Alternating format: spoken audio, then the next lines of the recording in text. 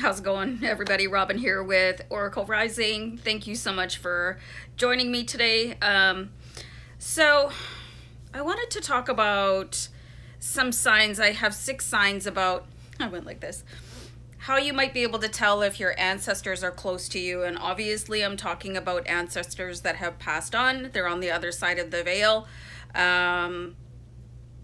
So I've had a couple of experiences, calling in my ancestors, and some of these things did happen for me. I've also had the experience of knowing exactly when someone passed away because I felt like their spirit passed through my body.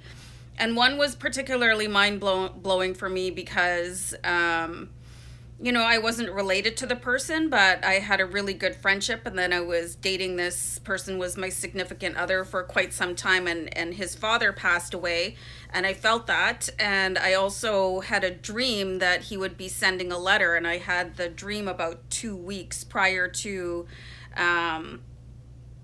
his father passing away. So I thought that was pretty intense, experiencing that kind of a connection with somebody that wasn't a blood relative. So I thought that was pretty cool.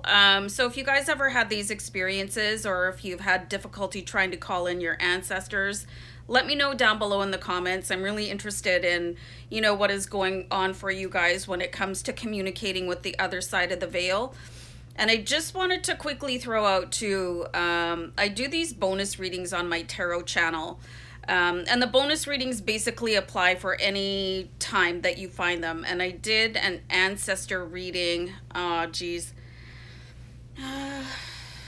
say April or May. But anyway, if you go to Aries Fire Tarot and under your sun sign, like I'm an Aries, right? So whatever your sun sign is, you could go through the folder and look for the bonus reading. Anyway, so they were really interesting readings, really interesting, could really help you out if you're trying to connect with your ancestors. But anyway, so the first thing that I have here is that you might be able to hear your name being spoken. And sometimes you don't have to try to call your ancestors in. Sometimes they're just going to be available. They're just going to be there.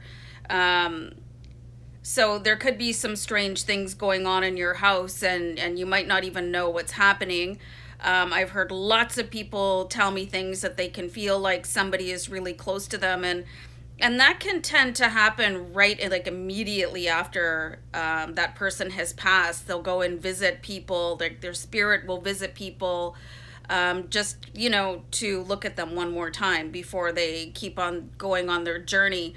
So anyway, the first thing that I have here is like hearing your name being spoken. And this one can be a little bit, not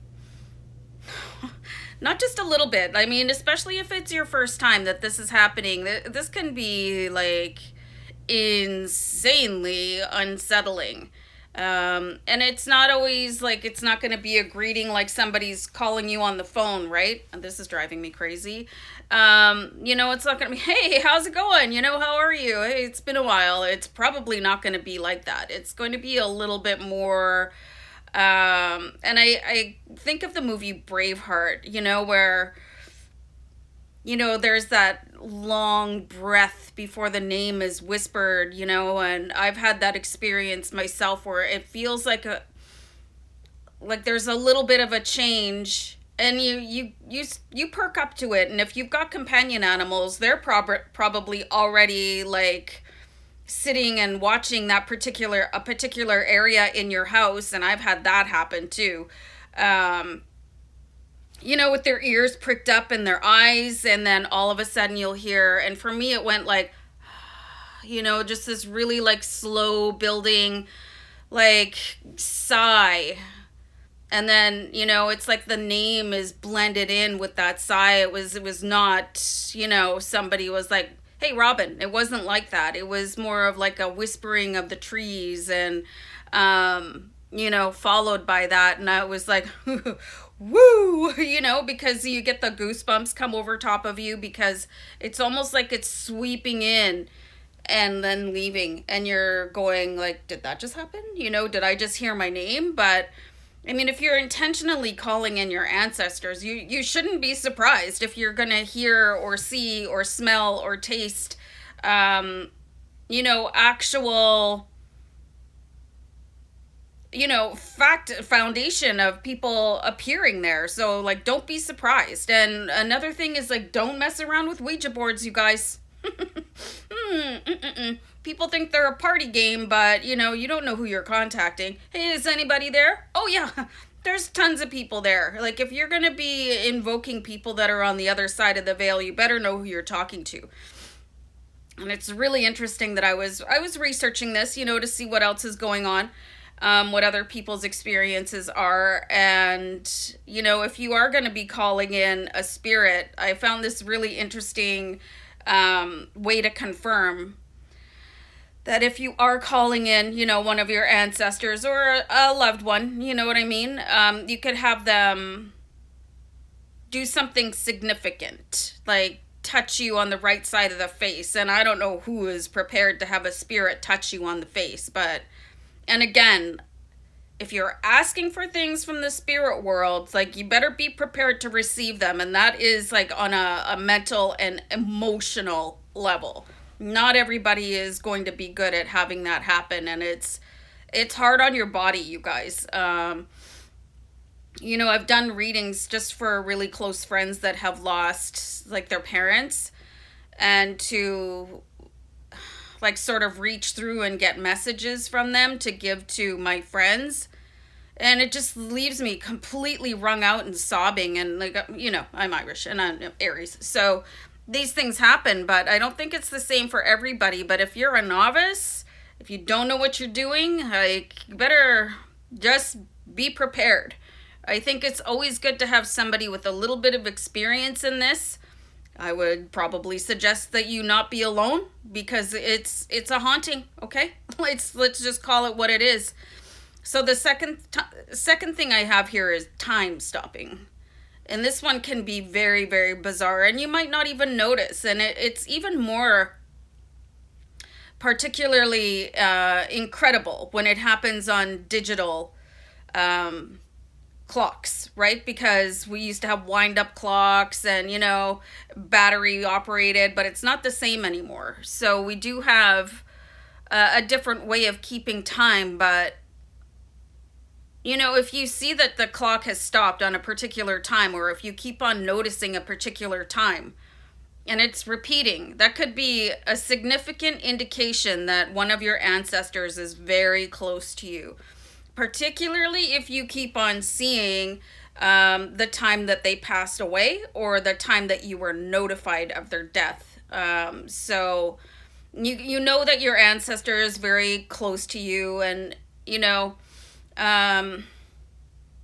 they're just coming in with love to say, hey, I'm here, I'm still here. And generally that feeling will fade as time goes on. I think the longest I ever experienced someone staying with me after they passed away was just about a month. And trust me, I was ready for that to end, because it was like they were a cloud over top of me. You know what I mean? But they were just that ever-present.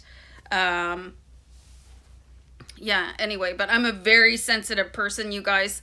I've always had paranormal experiences growing up. It was pretty hard for me because I was a kid that nobody believed, right? So anyway, this one is really compelling. And you've probably seen this done in movies where, they're showing somebody where they've lost a loved one, and they'll be in a crowd, and all of a sudden they'll think that they see the face of their deceased loved one in someone in the crowd, and then they act like a complete lunatic and chase that person.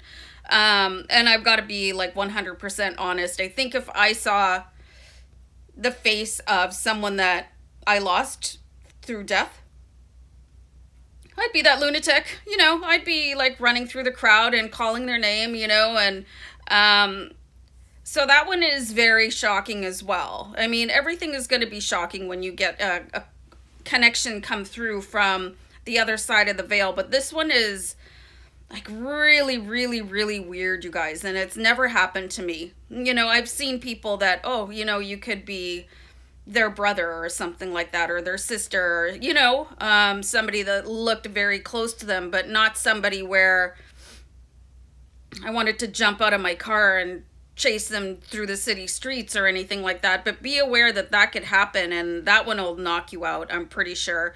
And I'm sure you've all seen movies where that has happened. This one I love. This next one is changes in photographs, okay?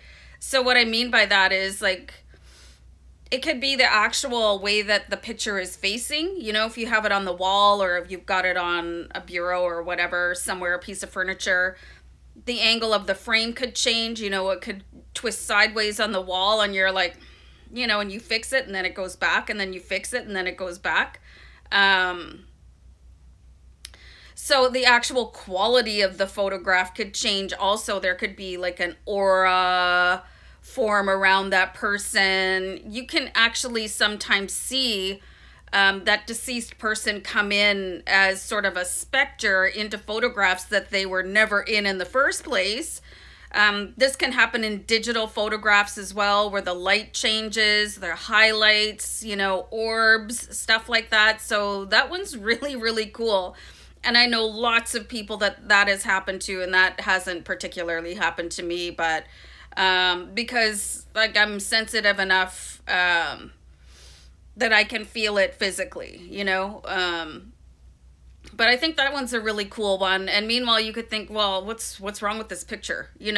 Why is it turning? Like, why does it look like that? I don't understand. And it could be the spirit of your departed loved one trying to catch your attention in any way possible, especially if you're not open to listening to that voice that comes in, because man, you want to talk about goosebumps and your hair standing on end. Yikes.